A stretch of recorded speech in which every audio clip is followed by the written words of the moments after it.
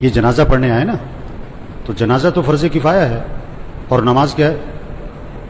نماز کیا ہے بھائی؟ فرض عین ہے۔ یہ سب اپنے آپ سے پوچھیں، آج فجر پڑھی آپ نے؟ اگر آپ نے فجر نہیں پڑھی تو آپ جنازے میں کیا کرنے آئے ہو؟ شکل دکھانے آئے ہو؟ ایک آدمی 100 روپے کی تو فکر کرے، لاکھ روپے کی فکر نہ کرے، یہ کوئی رسم ہے؟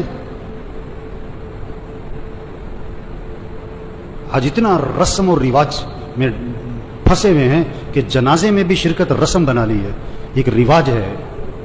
ابھی جنازہ پڑھیں گے، عصر پھر نہیں پڑھیں گے، ابھی جنازہ پڑھیں گے، فجر میں پڑھے سو رہے ہوں گے، یہ پتہ کون ہے؟ ڈھیٹ ہو گئے، دل گندے ہو گئے، دل سیاہ ہو گئے، دل پتھر ہو گئے، دل زنگالود ہو گئے، دل تباہ ہو گئے۔ کوئی ہوش میں آئے، ہوش میں آئے۔ نشے میں آدمی ہوتا ہے نا، نشے میں تو بات سمجھ میں نہیں آتی اس کے، کیونکہ نشہ ہے۔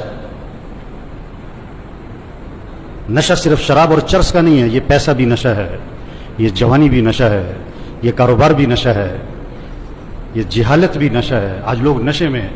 جو آذان سن کے نماز پڑھنے نہیں جاتا یہ نشے میں ہے، جو فجر میں نہیں اٹھتا، نماز نہیں پڑھتا، یہ نشے میں، یہ ٹن ہے۔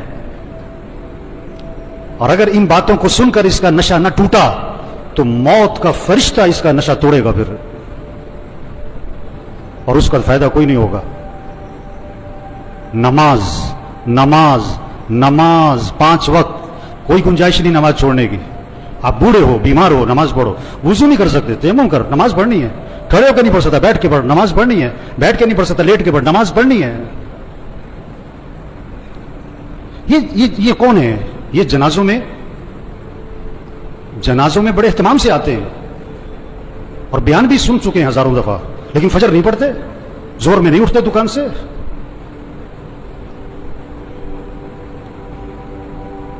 حضور اکرم صلی اللہ علیہ وسلم فرما رہے ہیں نماز میری آنکھوں کی ٹھنڈک ہے، اور نماز آپ کے لیے مصیبت بنی ہوئی ہے۔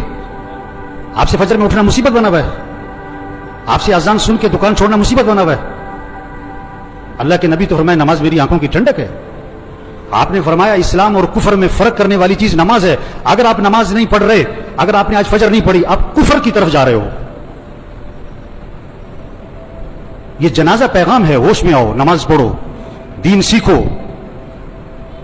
نماز کے فرائض سناؤ، نہیں آتے؟ کیوں نہیں آتے؟ سیکھے نہیں؟ دین سیکھو، یہ پیغام ہے۔ قرآن پڑھو، قرآن پڑھو، قرآن پڑھو۔